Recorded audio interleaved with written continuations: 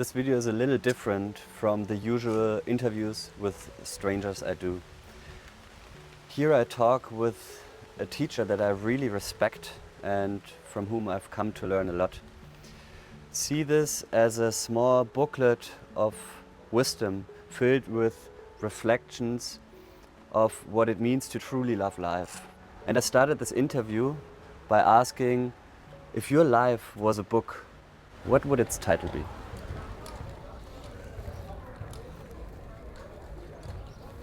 The art of loving life. Where have you learned this art? In following my hunger inside myself for peace, for love, not the definitions of peace or not the definitions of love, but my innate hunger and longing to know life itself. In its not manifest form, because all of this is kept alive by the life force. I'm a student of the rhythm of life. So I have found and discovered by experience and by meditating on the breath that the essence of life for me and for everyone is the same.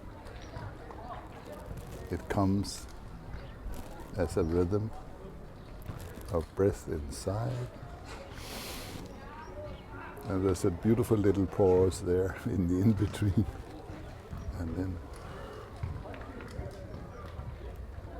then again it comes. And then again it goes. And that rhythm, to me, is life itself. No interpretation, no belief needed. Feeling it, feeling its generosity, its fullness, its freedom. You know, I practiced Aikido for many years. I practiced meditation practice as well for many, many years. Aikido, the word, the name Aikido, is a very profound meaning. It goes in the same direction as we are now talking. Do means something you practice for your life. You give your sincerity, you give your humility, you give your focus, you give your heart into a practice. You take it seriously. It can become a do. Ki is the life force, is the breath. And not AI, artificial intelligence, but AI in Japanese means love or the universal harmony. Now, I was not the founder of the Aikido. He was a beautiful man. I never met him. He died in 1969, but he called Murehei Oshiba, and he was a very accomplished practitioner of this art that is the first art of martial art that he named as a practice of peace, though it is two martial jiu-jitsu and sword practice coming together. He called it Aikido, and it took me many years until I really understood the deep meaning of why, and I began to feel I understand what he was experiencing, that he would call it that. Now, I would have called it Do-Ki-ai, because Do is where you start. You practice it, then you begin to flow with the life force, and then the fruit of it is the experience of harmony. The protagonist is the unconsciousness, which many of us have lived for many, many generations. The kind of unconsciousness that makes us act violently towards each other, that makes us feel that we are more than other people, that makes us create wars as a solution for something, instead of seeking a common understanding of those things that are truly in common, that we all need food, we all need shelter, we all need water, we all like to grow and learn, we all need care, we need friendship. These things are not soft. They are the basis of being alive in a good way.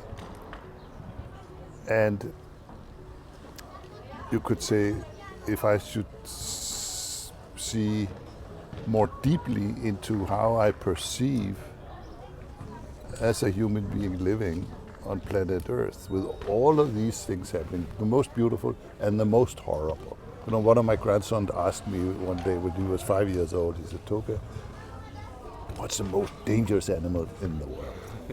Like you do when you're a kid. And then I hear myself say, "Felix." He's called Felix. I said, "It's the human being." And he was shocked, 5 years old, because he had not met that kind of evil. But it was like he trusted me, he just, okay. But he was certainly thinking about it. Now it made me think of the truth of it. There's nothing, no other family on planet Earth are disturbing the very balance of planet Earth. We are our own enemy, our own worst enemy. And that, in that light of my worldview, I can see that that is a protagonist. It inspires me to live even more awake and to be part of co-creating practices of peace that can be practiced by anybody as medicine towards human beings killing each other, human beings exploiting the planet, cutting down the forests, and all the horrible things that we also do as a species. But I'm in no competition with anybody. I don't want to look particularly good, and I'm just living my life. And very soon it'll be over. But I think that is a worthy opponent. The unconsciousness inside of myself and the collective unconsciousness of the lack of understanding that we're actually sitting on a branch and we are sawing it over. But I have chosen to not make an enemy even of those people who behave in ways that I find appalling. And that's not an easy thing to do, because I have a warrior in me that would like to take revenge. But I'm also a student of learning how to live in the art of love or the art of peace. And I take that more seriously than surrendering to my own unconsciousness to begin to hate the other or to have to be critical about everybody else. I am not a missionary for anything. I've grown out of that, becoming a missionary of what you think is right, you know? So, if he would ask me, or it could be anyone, and do it simply. Get to know who you really are. Not in your mind, but in your heart. Who is looking at, what is that life force? What is that energy that keeps you alive? Make that a priority. Find ways to get to know yourself. Secondly, enjoy this lifetime. It's not going on forever. So there's something about expanding your consciousness, your ability to understand your lifetime, not just what you do in life. And that's possible. Be in good company. Choose who you're with. Practice something. 1, 2 things. Become a practitioner of learning how to return to the here and now. This moment is where life is happening. And understand that the now is real. What is the most real thing in the world? It's the rhythm of the breath. It's constant.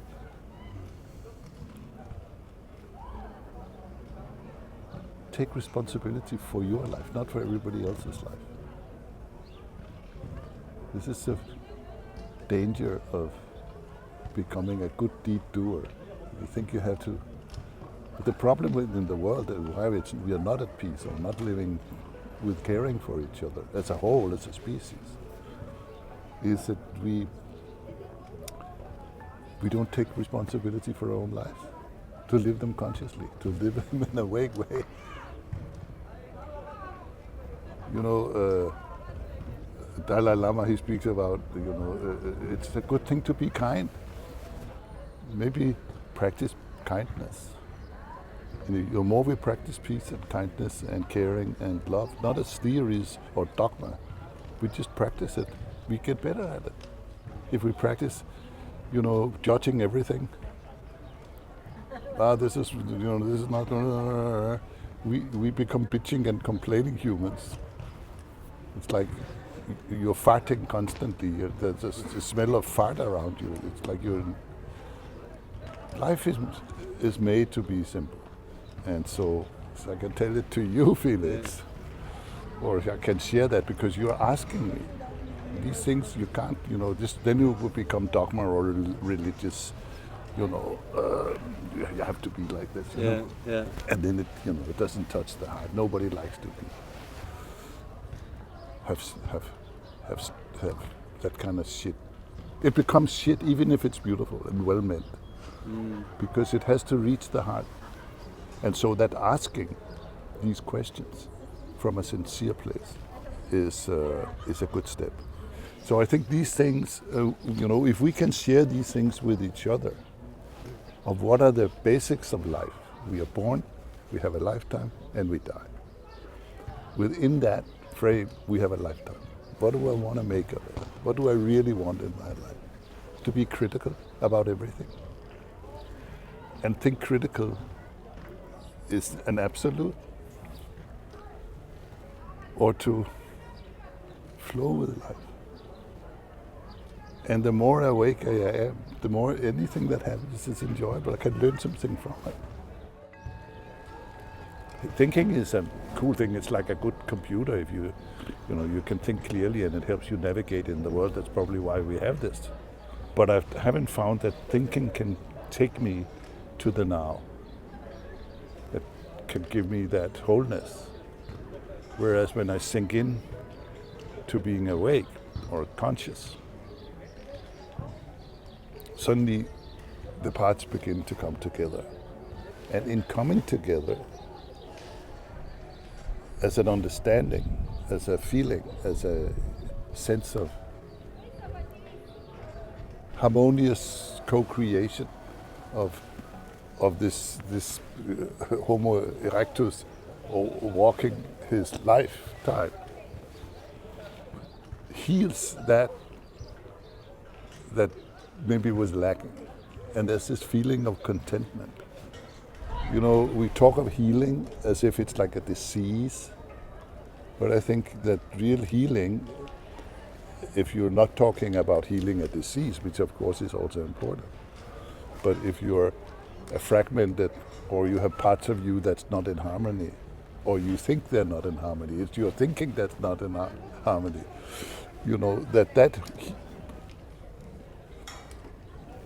the Tao Te Ching speaks of this very beautiful in one of its verses. It says, Tao, or the life force, life itself, is the mother of 10,000 things.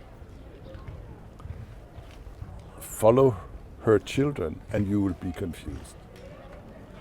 Follow the mother and you will be whole. You will know the Tao. And I'm born with a subtle but very profound, strong longing to live in that wholeness. And I find that is who I am already. And that discovery is medicine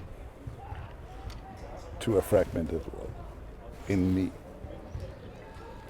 When you begin to become the peace that we already are, then that can be your work, your practice, and who you are, all in all in one thing.